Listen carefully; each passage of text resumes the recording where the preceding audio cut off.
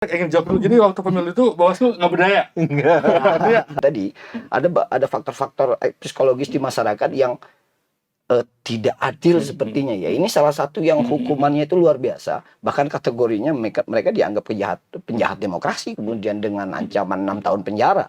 Sementara ASN mereka hanya diancam dengan 1 tahun. Oh gitu ya? Oh, ASN? 1 tahun, Oh. 1 tahun ancaman maksimal 1 tahun, minimal 1 bulan. Sementara masyarakat yang kemudian ditarik menjadi subjek dalam konteks politik uang, mereka diancam 6 tahun, minimal 3 tahun.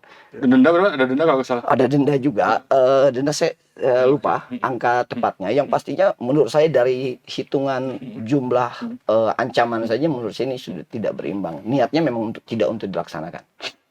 Sesarkas itu Bung Ya. Pak Zaki. Saya menurut saya tidak untuk dilaksanakan. Sesarkas itu Pak Zaki tidak bisa untuk dilaksanakan?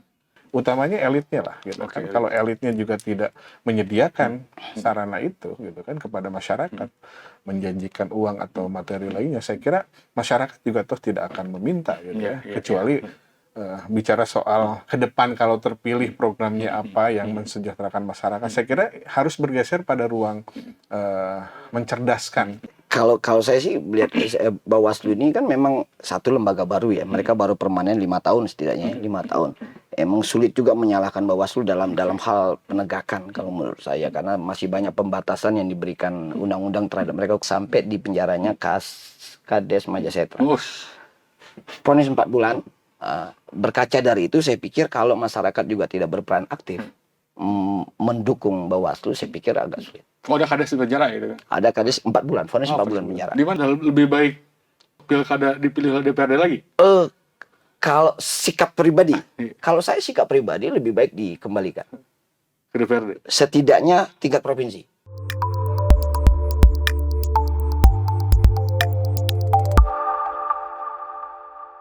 Ya, halo Tribuners, jumpa lagi dengan saya Mega Nugraha.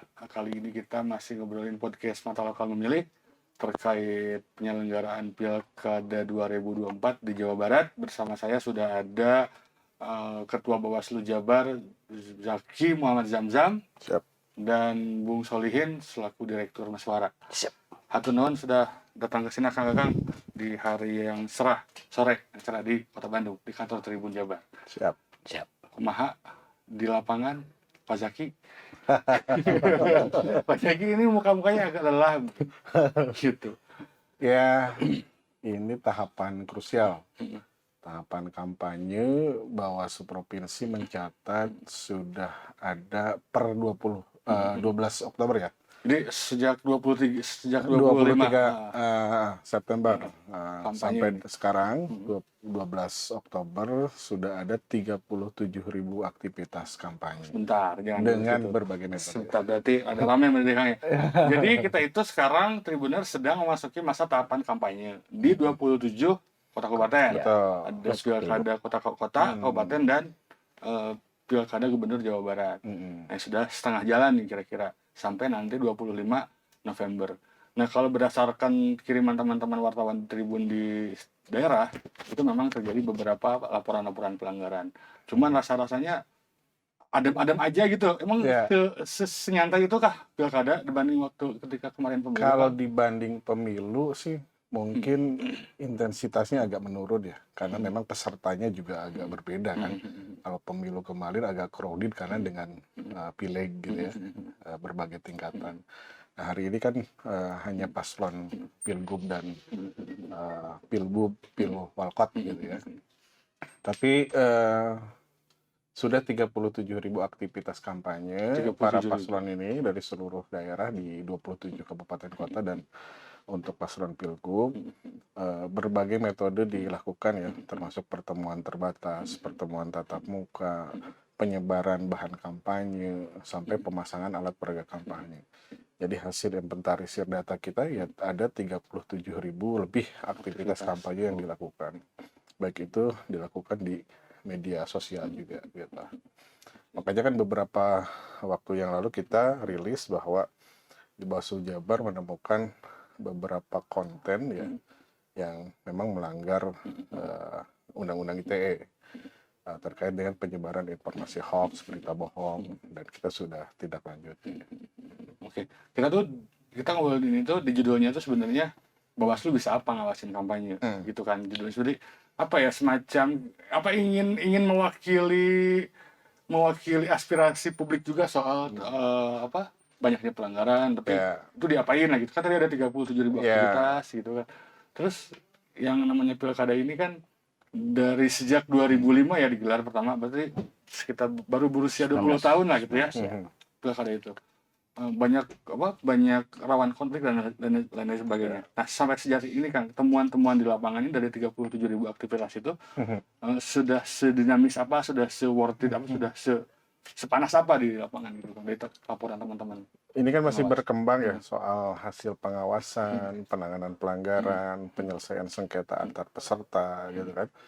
Nah, setidak-tidaknya kita sudah inventarisir ada 46 dugaan pelanggaran yang kita inventarisir dari Pilgub dan Pilwalkot di 27 kabupaten kota. Nah, memang kalau kita bicara tren soal pelanggaran, ternyata kita identifikasi ini di Jawa Barat ini masih pada ruang pelanggaran atas netralitas ASN dan kepala desa. ASN dan KD itu nggak boleh ya? Nggak boleh gitu kan. Karena kan sebetulnya kalau ASN itu di luar agenda politik juga nggak boleh kan, ada Undang-Undang 20 tahun 2023 tentang netralitas aparatur sipil negara. Nah, diperkuat di Undang-Undang Pemilihan. Jadi ada dua perspektif kan, Mega. Yang pertama adalah pada perspektif bahwa para paslon, tim kampanye ini tidak boleh melibatkan mereka ya dalam berkampanye. Itu bisa kena pidana pemilihan. Nah, perspektif yang lain, ASN-nya sendiri atau kepala desanya sendiri tidak boleh melakukan aktivitas yang menguntungkan atau merugikan para paslon ini. Ini juga bisa kena pidana. Tapi kalau nanti di laporan atau temuan pengawas pemilu kami, kita identifikasi di penanganan pelanggaran, kalaupun unsur pasal tindak pidananya tidak terpenuhi misalkan, tapi memang ada keberpihakan lah, katakan seperti itu, nah tentu kita akan teruskan ke instansi yang berwenang. Dalam hal ini kan ada BKN, pasca KSN dibubarkan ya. Kemudian ada untuk kepala desa misalkan kepala dinas pemberdayaan masyarakat dan desa. Kita akan teruskan agar yang bersangkutan diperiksa kembali ya, karena sifat kami itu kan hanya rekomendasi kalau dalam konteks itu ya, kecuali dalam tindak pidana. Rekomendasi untuk dikaji kembali, diberikan sanksi disiplin gitu. Berarti netralitas ASN, KDS, money politik juga mungkin termasuk? Money politik itu ada di tren kedua setelah tadi ya, netralitas ASN. Kemudian kampanye di tempat yang dilarang. Itu yang terjadi saat ini ya? Yang banyak itu yang sedang ditangani oleh rekan-rekan Bawaslu kabupaten kota. Pertama netralitas ASN, KDS, money politik, kampanye di tempat yang tidak seharusnya. Itu yang terjadi saat ini masih? Ya, di ruang 3 besar lah. Tiga besar pelanggaran. Gitu. Bung Solihin, itu gimana mencermati temuan di lapangan saat ini? Iya, di luar perkiraan sebenarnya kalau memang netralitas ASN itu menjadi problem utama, karena memang kita tahu betul hampir semua kabupaten kota itu tidak lagi dipimpin oleh incumbent, karena hampir mayoritas itu PLT, bahkan sejak beberapa tahun yang lalu sudah dipimpin PLT. Saya tadinya berpikir bahwa kemungkinan tidak akan terlalu banyak gejolak pelibatan ASN dan yang lain-lain, berbeda dengan karena nggak ada incumbent kali ya bahasanya. Betul, gitu kira-kira, tidak ada incumbent karena hampir semua kan dipimpin oleh PLT. Ternyata tidak, memang beberapa temuan di lapangan, bahkan beberapa kawan-kawan ASN yang juga saya ngobrol, memang mereka juga seperti gamang, entah apa ya, entah kemudian PLT yang terlibat atau bagaimana saya kurang tahu, tapi yang pastinya memang itu faktanya terjadi. Kalau tadi kaitannya dengan money politik, ini sih sebenarnya kan problem klasik ya, yang selalu ada dalam setiap perhelatan, baik itu pemilihan maupun pemilu, berlaku bahkan ya progresif. Saya berkali-kali bilang, bahkan ngobrol dengan kawan-kawan penyelenggara juga, ini pasal paling progresif dari sekian banyak larangan pidana dalam ketentuan pemilu ataupun pemilihan. Yang paling progresif ini Undang-Undang 10 2016 yang mengatur tentang money politik, yang pihaknya diperluas, diawali dengan diksi setiap orang, kemudian dipertegas bahwa penerima dalam hal ini adalah masyarakat.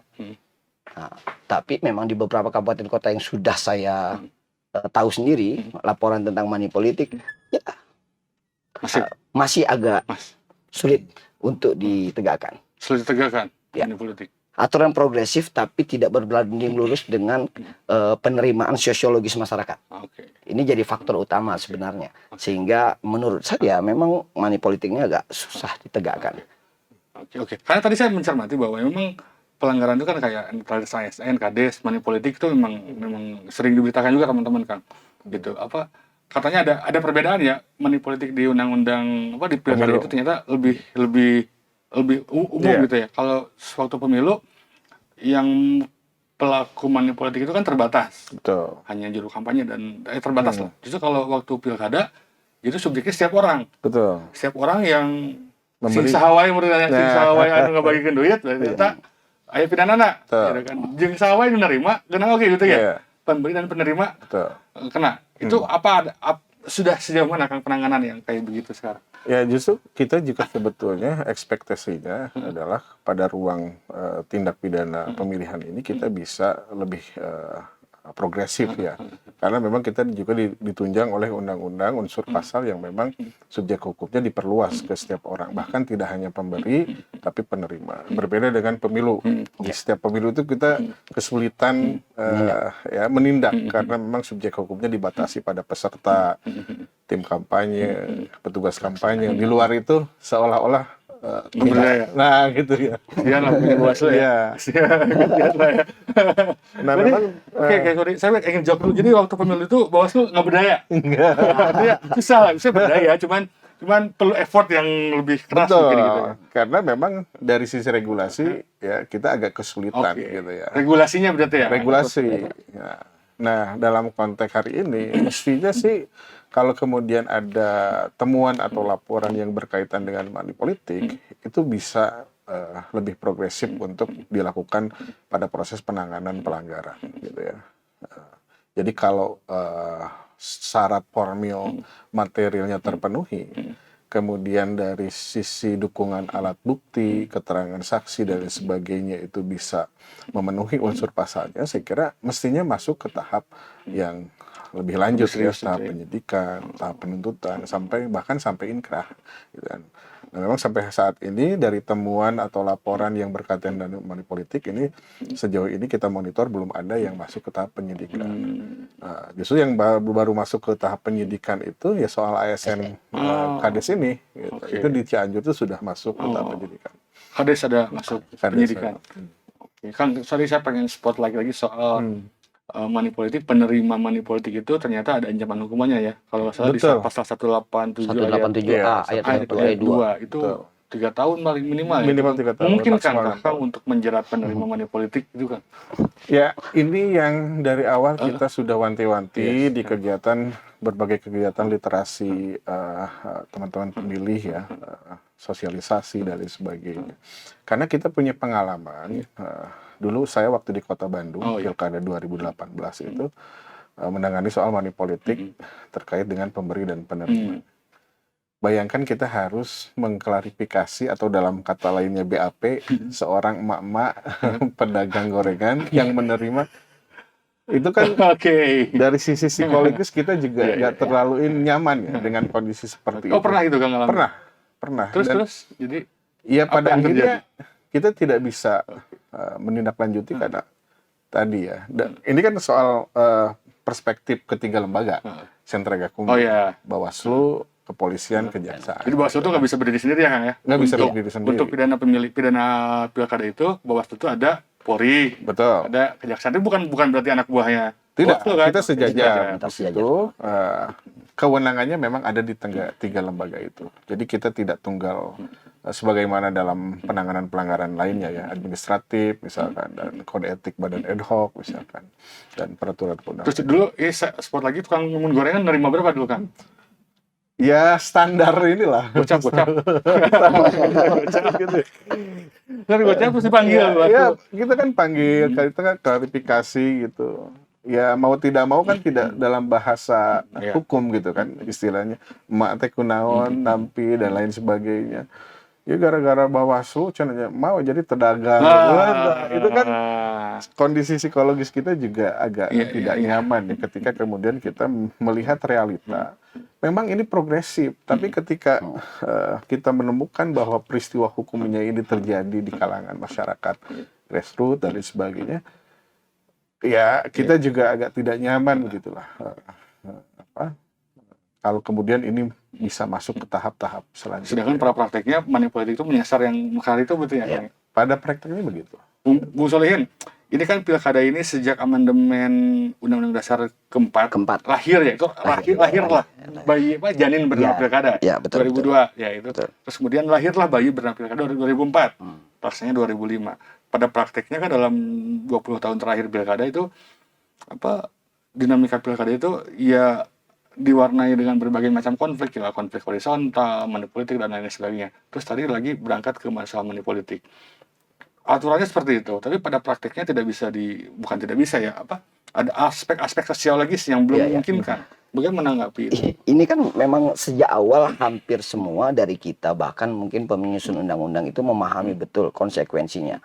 Semua orang berpijak pada alasan, pada asumsi bahwa harus bebas money politik dalam konteks rekrutmen kepemimpinan di nasional, baik nasional maupun daerah.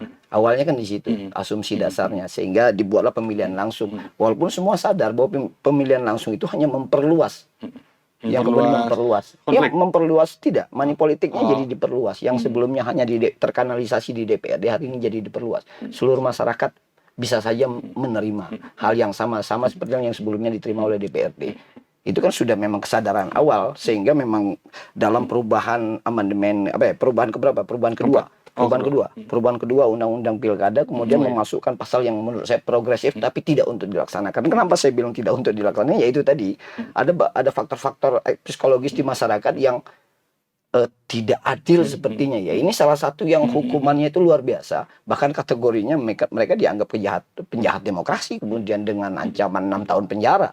Sementara ASN mereka hanya diancam dengan 1 tahun. Oh gitu ya? Oh, 1 tahun. 1 tahun ancaman maksimal 1 tahun, minimal 1 bulan. Sementara masyarakat yang kemudian ditarik menjadi subjek dalam konteks politik uang, mereka diancam 6 tahun, minimal 3 tahun. Denda berapa? Ada denda kalau salah? Ada denda juga. Denda saya lupa angka tepatnya. Yang pastinya menurut saya dari hitungan jumlah ancaman saja menurut saya ini sudah tidak berimbang. Niatnya memang tidak untuk dilaksanakan. Sesarkas itu Pak Zaki. Menurut saya tidak untuk dilaksanakan. Sesarkas itu Pak Zaki tidak bisa untuk dilaksanakan? Ya saya kira bukan oleh Bawaslu ya. Dalam perspektif Kang Solihin bisa jadi gitu ya. Tetapi dalam perspektif kita kan sebagai penyelenggara sekaligus yang diberi kewenangan soal penanganan pelanggaran gitu kan. Ya kita sebisa mungkin gitu kan, sebisa mungkin kalau kemudian dari unsur pasal dan lain sebagainya itu terpenuhi, dan pada saat pembahasan di Sentra Gakumdu ini bulat gitu kan, ya tentu kita jalan gitu ya. Toh dalam perspektif tadi soal misalkan ASN, kepala desa, banyak juga kan, bahkan di pemilu juga kemarin banyak kasus di Jawa Barat itu yang sampai inkrah gitu ya. Nah memang dalam perspektif itu, makanya Bawaslu dalam perspektif pencegahan sesungguhnya gitu ya. Ketika kemudian kita punya paradigma mengedepankan paradigma pencegahan terhadap potensi politik uang tadi. Makanya kegiatan-kegiatan sosialisasi ini kita tidak hanya dalam ruang kuantitatif partisipasi masyarakat dalam mencoblos nanti, tetapi yang lebih substansi adalah bagaimana kemudian kita mengikis budaya politik uang ini. Dan saya kira ini kan kalau teori ekonomi itu ada supply demand begitu kan, artinya kedua belah pihak inilah yang kemudian harus punya kesadaran kolektif, utamanya elitnya lah gitu kan. Kalau elitnya juga tidak menyediakan sarana itu gitu kan kepada masyarakat, menjanjikan uang atau materi lainnya, saya kira masyarakat juga toh tidak akan meminta gitu ya, kecuali bicara soal ke depan kalau terpilih programnya apa yang mensejahterakan masyarakat. Saya kira harus bergeser pada ruang mencerdaskan, karena memang kampanye itu kan sejatinya gitu adalah alat elit politik untuk memberikan pendidikan politik kepada masyarakat gitu ya. yang bermartabat, yang sopan itu kan di undang-undang diatur gitu kan, tanpa ada unsur sara dan lain sebagainya. Apalagi yang tadi ya melibatkan masyarakat dalam pusaran politik transaksional. Saya kira ini butuh kerja keras kita stakeholder. Semuanya harus sinergi dalam ruang ini. Gitu. Meskipun ya tadi ya, saya melihat bahwa beberapa waktu yang lalu kan JR soal perluasan subjek hukum di pemilu soal money politik ini ditolak MK. Kayaknya sih karena perspektif inilah gitu kan. Jadi memang semangatnya kita ingin memberantas money politik, tetapi dalam perspektif yang lain kita harus utamakan upaya pencegahan. Ini jadi menarik soal money politik. Dalam penelitian KPK itu, jadi money politik itu semacam jadi the mother of corruption gitu loh, Kang. Jadi ibunya korupsi itu ya Mother of corruption. Jadi ibunya money politik itu korupsi ya money politik salah satunya. Dan pada prakteknya waktu teman-teman kami yang tugas di pengadilan gitu kan sering menemukan kepala daerah yang tersangkut tindak pidana korupsi, ya apa ya, ada unsur modus operandi yang ingin mengembalikan lagi modal gitu loh. Karena bekas ada bupati kemarin mengembalikan kos politik. Iya, kos politik. Ada bupati yang terjerat kasus suap karena untuk membiayai koleganya yang pilkada kayak gitu-gitulah. Ya. Kalau saya sih melihat Bawaslu ini kan memang satu lembaga baru ya. Mereka baru permanen 5 tahun setidaknya, 5 tahun. Emang sulit juga menyalahkan Bawaslu dalam hal penegakan kalau menurut saya, karena masih banyak pembatasan yang diberikan undang-undang terhadap mereka. Mungkin lebih luas lah kebijakan di kawan-kawan yang memang sudah permanen di tingkatan kota. Ad hoc kan tidak, mereka punya segala keterbatasan, hanya paling mentok ya menyelesaikan sengketa antar peserta dengan penyelesaian sengketa cepat, hanya sebatas itu. Sehingga kemarin saya ngetes sebenarnya, Kang Punten, saya ngetes apakah bisa undang-undang di dalam undang-undang itu bisa diterapkan dalam prakteknya. Kades contohnya. Saya salah satu orang yang dari awal mengawal mendorong menyiapkan saksi dan yang lainnya sampai di penjaranya Kades Majasetra. Vonis 4 bulan. Berkaca dari itu saya pikir kalau masyarakat juga tidak berperan aktif mendukung Bawaslu, saya pikir agak sulit. Ada kades di penjara gitu kan? Ada kades 4 bulan, vonis 4 bulan penjara. Di mana? Kabupaten Bandung, Majasetra. Oh, ini berarti Bawaslu itu? Ya, itu kerja Bawaslu Kabupaten Bandung. Dan sampai vonis, tapi itu juga dengan dukungan. Artinya memang didorong, dikawal sehingga termasuk pembuktian, alat bukti, karena memang biasanya Bawaslu juga akan mentok di syarat material dan syarat formilnya. Nah, kalau masyarakat mau turut bekerja sama dengan Bawaslu juga mendorong itu, saya pikir bisa. Jadi, ini perlu aware, semua orang perlu sadar. Jadi jika pertanyaan saya adalah Bawaslu bisa apa? Bisa menjerain? Bisa. Harusnya bisa. Tergantung alat buktinya. Ya. Dan peran serta masyarakat. Nah, karena memang Bawaslu tidak berdiri sendiri. Problemnya ketentuan pidananya banyak. Sekarang ada 43 pasal yang mengatur tentang pidana di undang-undang pilkada. 43 pasal itu belum tentu semua bisa diterapkan. Ya, untuk di kampanye mungkin yang paling ini ya money politik, ASN. Nah, itu setidaknya 2 itulah. Kalau saya yang paling banyak. Bu Menteri siapa yang ngejar dulu nih soal tadi ngobrolin soal pemilihan langsung, soal amandemen itu ya. Ketika dulu kan pilkada dulu dipilih DPRD, terus kemudian sekarang langsung. Bung Lik menyebut ini memperluas money politik.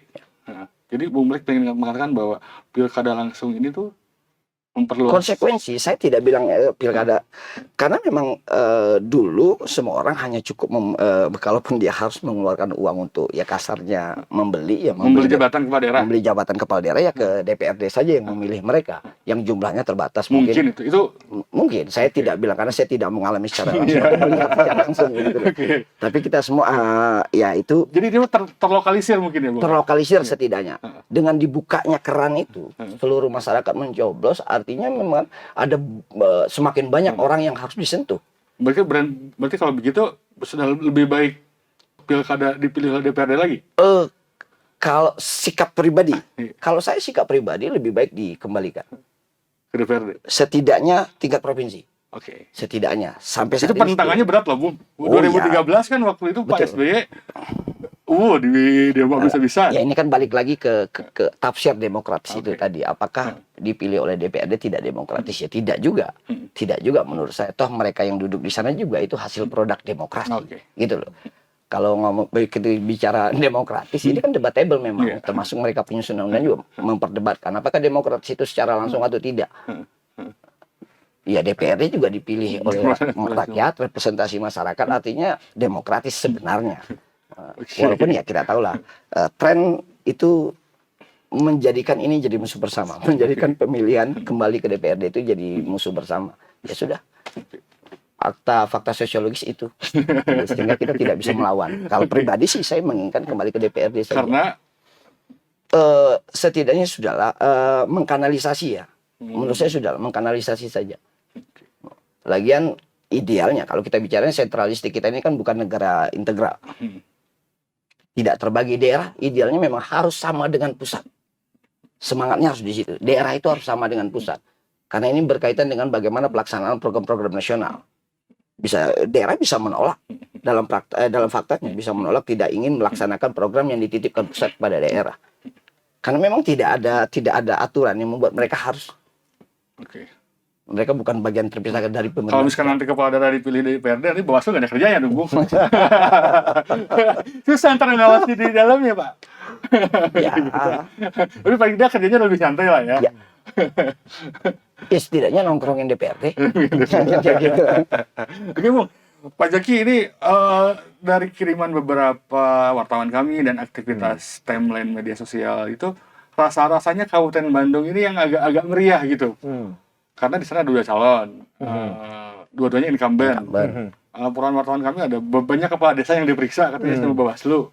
Itu sebenarnya bagaimana mungkin laporan ke Bawaslu Jabar dari Kabupaten Bandung soal dinamika di Kabupaten Bandung? Jadi ini sebetulnya kan rangkaian tahapan yang tidak terpisahkan ya sesungguhnya pemilu dengan pemilihan ini.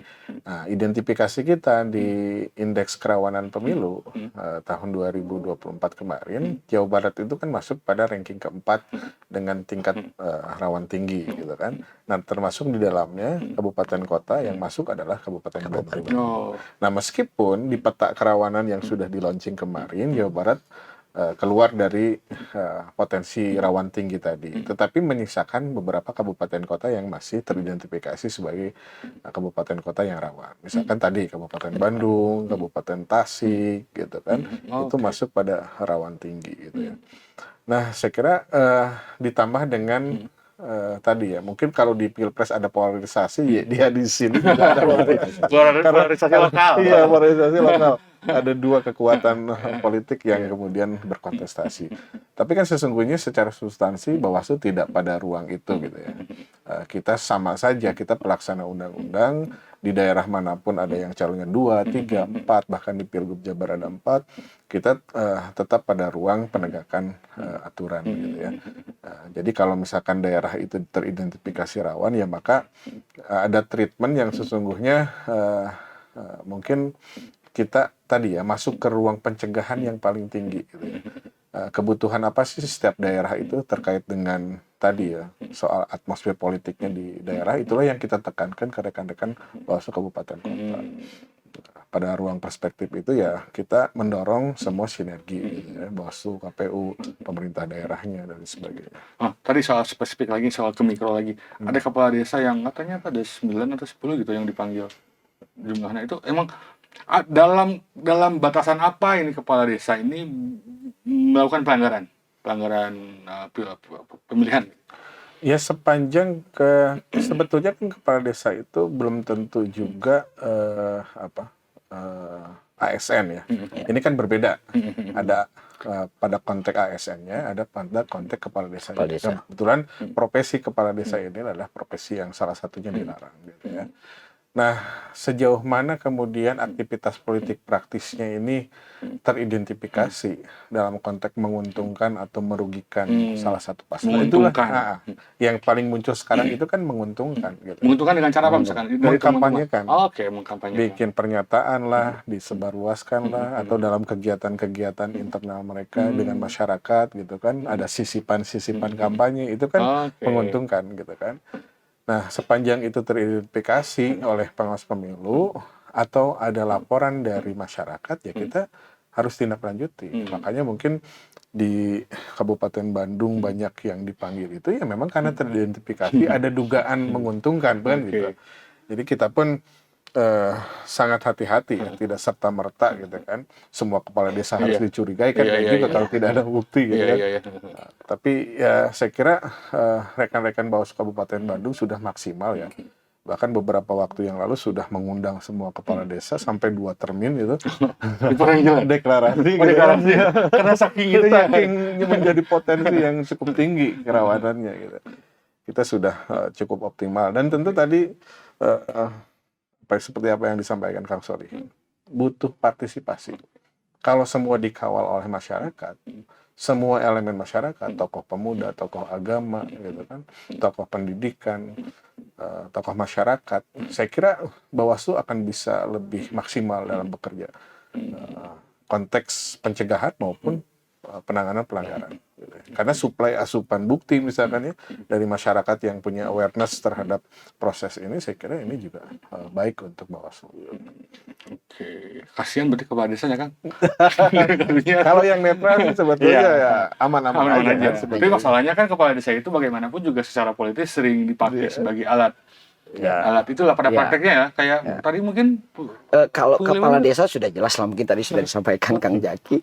Kalau kepala desa jelas di dalam undang-undangnya, baik itu undang-undang tentang ASN juga mereka diatur, undang-undang desa juga mengatur secara spesifik bahwa mereka tidak boleh terlibat dalam kampanye atau politik praktis. Yang jadi problem bahkan bukan kadesnya, kalau menurut saya elemen di bawah kades yang hari ini juga tidak terjangkau. Khususnya kalau perangkat mungkin sudah terjangkau. Jelas aturannya perangkat juga tidak boleh terlibat. Tapi problemnya di bawah perangkat ini kan yang bersentuhan langsung dengan masyarakat, dan mereka akan mengikuti apapun kata kades. RW. Itu nggak RW. Ini kan salah satu problem akut. Ujung tombak dari RW, kades melakukan kecurangannya di RW kalau menurut saya. Tapi RW boleh kampanye nggak sih? RW kalau berdasarkan ketentuan peraturan perundang-undangan mereka boleh kampanye. Salah satunya dasar tentang RW itu mereka tidak boleh menjadi partisan, tidak menjadi anggota partai politik di Permendagri 18 tahun 2018. Sebatas itu. Itu kalau di Kota Bandung khususnya itu ada satu Perwal 10 2023 yang mengatur tentang itu, tapi hanya sebatas tidak boleh menjadi anggota partai politik. Walaupun kita tahu pimpinan dewan bahkan anggota DPRD di beberapa ini juga ketua RW, bahkan calon juga ada yang ketua RW. Artinya itu tidak berlaku lah, sehingga memang karena tidak dilarang ya mereka ini, padahal mereka menikmati juga uang negara walaupun insentif. Menurut saya memang harus diperluas. RW 2018 sempat progresif Bawaslu membuat aturan di Perbawaslu 28 tahun 2018 itu progresif menurut saya. Itu yang seharusnya dipertahankan, tapi usianya 3 bulan. Di demo. Karena di demo usia Perbawaslu itu 3 bulan saja. Jadi memang ada. Di demonya RW? Iya, oleh para RW. Di Bawaslu di demo RW? Iya. Diprotes oleh RW karena membuat aturan Perbawaslu 28 ya, 2018. Terkait larangan RW terlibat dalam kampanye politik praktis.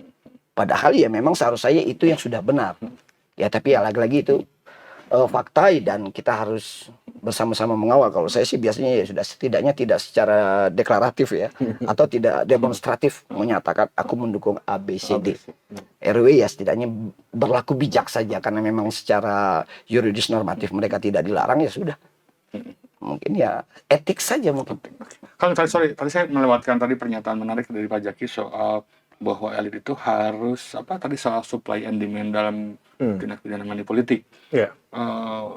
Ada nggak sih Akang mungkin penegasan soal kepada elit? Ya, kira tuh nafasnya pilkada itu kan supaya mencapai peralihan kekuasaan supaya ideal gitu kan. Bagaimana dengan kaitan soal itu? Ya saya kira regulasi itu sudah memberi ruang ya. Kalau kemudian elit politik ini kita mau berbagilah dengan masyarakat, kira-kira seperti itu. Di PKPU tentang kampanye itu kan sudah diatur sesungguhnya. Ada bahan kampanye yang memang legal diberikan kepada masyarakat. Maksimal di harga 100.000 misalkan item-itemnya itu. Itu kan ada beberapa item yang boleh. Kemudian kalau misalkan para paslon ini mau ngasih transport, ngasih makan, itu kan ada aturannya gitu kan, sesuai dengan kewajaran daerah masing-masing. Meskipun kalau transport tidak boleh dalam bentuk uang, kan bisa dalam bentuk voucher, bensin dan lain sebagainya. Itu kan ada ruang-ruangnya. Itulah kos politik yang diperbolehkan di undang-undang, di PKPU. Kemudian untuk kegiatan lainnya kan ada juga ruang, seperti bazar, gitu kan, perlombaan yang hadiahnya tidak lebih dari 1 juta. Nah, kenapa kemudian tidak itu yang dimanfaatkan oleh para elit ini, para paslon ini untuk persuasi kepada masyarakat, bukan pada ruang penegasan bahwa setiap kontestasi butuh uang untuk diberikan kepada para pemilih, gitu kan. Sesungguhnya sudah ada ruang itu. Tinggal mungkin ini perlu penguatan ya soal bahwa paslon, partai politik, tim kampanye juga mari kita buka regulasi lagi gitu ya. Sebab jangan-jangan dia nggak tahu atau pura-pura nggak tahu kan, kita juga nggak tahu. Tapi yang pasti kan kita KPU Bawaslu kan sudah sosialisasi, undang paslon, tim kampanye dan sebagainya. Ada ruangnya untuk kos politik. Ya. Kang minum lah Kang, bisi haus kemana? Ra, ada makanan nggak Ra? Lapar Ra, ngomongin money politik Ra. Jadi ini gila, Ara tuh berapa tahun? 19. Ini udah memilih sekarang Ra? Udah. Nanti dulu. Cek DPT online. Cek DPT online. Udah terdaftar belum Ra? Udah terdaftar. Nanti kalau milih mau dikasih uang, tolak atau enggak? Ditolak. Ditolak, please. Kenapa? Mau kan milih atas keinginan sendiri. Pemilih cerdas. Bukan karena di depan ketua Bawaslu. Sambil Kang. Sambil. Siap. Nah, ini lagi saya pengen dari Kabupaten Bandung. Sekarang beralih ke Ciamis. Ada kota kosong. Kang, itu gimana kota kosong? Pertama kali di Jawa Barat. Pertama kali. Ya. Pertama kali. Kamu mengkampanyekan, ayo pilih kota kosong. Boleh nggak? Mungkin perspektifnya tidak Tidak berkampanye. Karena Ini bukan pertanyaan ya dan tidak ya. Sorry. Bagaimana pendapat teman-teman kampanye? ya kota kalau kosong? kita kan kalau kita bicara regulasi Yes. ya Bawaslu kan mengawasi dalam ruang ya sudah sejauh ini di tahapan kampanye gitu kan.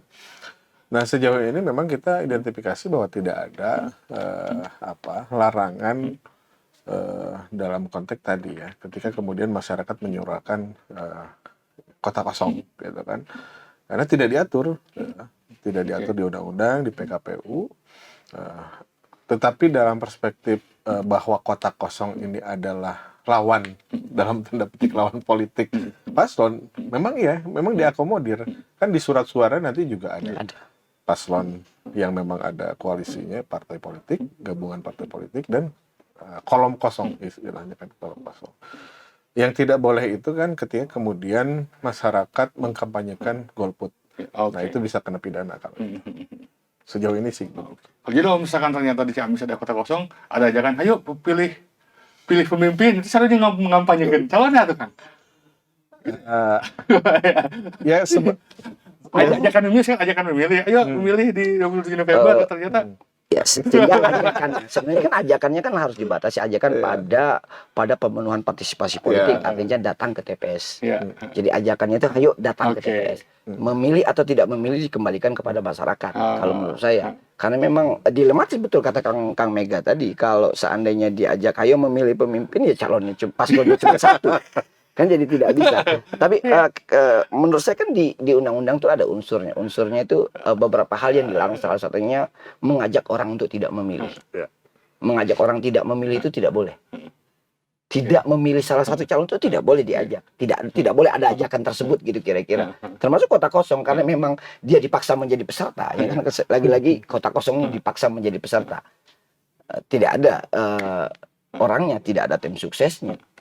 Tapi sehingga ajakan untuk tidak memilih itu tidak boleh. Jadi termasuk ajakan tidak memilih. Jadi kampanyenya untuk Ciamis mah datanglah ke TPS. Datang TPS. Bukan pilih pemimpin. Kalau penyelenggara ya, kalau di sosialisasi mungkin kan karena ada kewajiban sosialisasi kawan-kawan penyelenggara baik itu Bawaslu maupun KPU. Kalau Bawaslu mungkin lebih ke bagaimana pencegahan pelanggaran. Tapi kalau KPU mereka punya kewajiban mensosialisasikan karena memang target pemenuhan angka partisipasi. Seperti yang saya tahu betul angka di Kota Bandung itu 85%, 83% kemarin di Pileg. partisipasi masyarakatnya yang sekarang target yang tidak tahu tercapai atau tidak, tapi KPU Kota Bandung itu menargetkan 90%. Ya mudah-mudahan. Tapi lagi-lagi kalau kita yang pihak luar tidak melihat itu sesuatu, maksudnya partisipasi masyarakat itu harus juga berbanding lurus dengan kualitas demokrasi. Disitulah peran itu kita titipkan kepada Bawaslu, karena Bawaslu yang bertugas menjadikan proses demokrasinya menjadi berkualitas. Jadi bukan sekedar angka partisipasinya. Kalau angka partisipasi kemudian mereka dimobilisasi, ya jadi sama saja. Apa bedanya kita dengan, atau apa bedanya pemilihannya menjadi pemilihan tidak langsung oleh DPRD. Begitu. Kalau partisipasi itu kemudian digerakkan bukan atas kesadaran Berat bahwa, nggak sih melawan kota kosong, Bung? menurut saya berat. Menurut saya Kan berat. harus ini kan, harus 50%. 50% plus satu dari total suara sah. Oke. Jadi nggak mudah ternyata ya. Tidak mudah kalau menurut saya. Tidak mudah. Supaya mungkin money politik juga pasti terjadi dong di sana ya, supaya datang ke TPS dan Nah, milih. itu yang saya tidak tahu, karena memang Jawa Barat sendiri kan baru pertama kali ada baru pertama kali calon tunggal. Sebelumnya tidak pernah ada dalam pilkada, tidak pernah ada calon tunggal di Jawa Barat. Ciamis baru Siapa pertama. yang perlu disalahkan? Mungkin KPU karena karena kalau calon terpilih misalnya, kalau mau maju jadi pilkada harus mundur. Itu perlu dikritisi mungkin atau bagaimana? Iya, saya pikir tidak ada yang perlu disalahkan. Mekanisme teknis seperti itu, ketika mereka sudah menjadi anggota dewan kemudian harus mundur jika ingin kontestasi dalam pilkada, saya pikir juga tidak. Ya karena memang Indonesia kan tidak sesempit itu, saya pikir banyak juga orang-orang yang berkualitas. Problemnya ya memang problem. Jadi syarat-syarat administratif itu kemudian membatasi banyak orang untuknya. Walaupun independen memang dibuka ruangnya, tapi kan tidak semudah itu menjadi independen. Karena kita tahu betul bagaimana dalam proses independen itu bahkan dukungannya itu pun juga ya, masih layak dipertanyakan apakah betul dia didukung oleh masyarakat secara langsung ya, secara langsung. Karena manipulasi itu kan biasa kita saksikan dalam banyak calon independen, bahwa tidak betul-betul itu dukungannya diraih secara langsung. Jakarta, Dia tidak lahir dari memang pemilu ini kan idealnya kan pemilu secara langsung itu kan idealnya masyarakat bisa melahirkan pemimpin yang dia inginkan. Jadi suksesi kepemimpinan yang menurut Undang-Undang Dasar ada di partai politik, di pilkada dibuat berbeda. Masyarakat bisa menjadi aktor utama dalam suksesi kepemimpinan dengan calon independen. Tapi itu belum berjalan ideal. Ya kita bisa menyaksikan masih banyak kasus pencatutan dan yang lain-lain dalam dukungan. Oke, terakhir Kang, soal ini disinformasi, hoax dan lain sebagainya. Ini pilkada sekarang semeriah sebelumnya nggak, 2018 mungkin atau gimana gitu, tren kampanye dengan menjelekkan orang. Ya, Bawaslu sendiri kan ada temuan atau informasi awal ya dari berbagai pihak gitu. Kita memang tidak terlalu masif, baru 17 kasus yang kita tangani ada konten di media sosial yang terindikasi sebagai bagian dari penyebaran informasi hoax, berita bohong, hate speech gitu kan. Nah, kita sesungguhnya sudah punya tim fasilitasi pengawasan di media sosial ya, yang terkoneksi dengan Bawaslu RI dan Kominfo. Jadi ketika memang teridentifikasi sebagai konten yang menyebarkan tadi gitu, kalau perspektifnya kalau misalkan itu dilakukan oleh tim kampanye yang terdaftar ya, atau media melakukan dengan media resmi officialnya, yaitu masuk pada tindak pidana pemilihan. Tapi kalau dilakukan oleh akun-akun buzzer anonim gitu kan, itu kan masuknya pada ruang UU ITE Undang-Undang 1 2002. Tapi ada ya? Ada. Yang paling banyak dari mana? Di tingkatan di Pilgub. Pilgub. Oh, saya tahu kalau Pilgub. Yeah. Soal itulah ya. Perdukunan. Isu itu. Ya, masih di ini. Dan kita sudah tindak lanjuti ke Bawaslu RI untuk dikomunikasikan dengan Kominfo untuk di take down. Oh, sudah. Oke. Setidak-tidaknya itu kewenangan Bawaslu dalam ruang penegakan tadi. Kepastian hukum lah ya, Kang ya. Iya. Misalnya ada peserta yang merasa dirugikan karena itu. Gitu.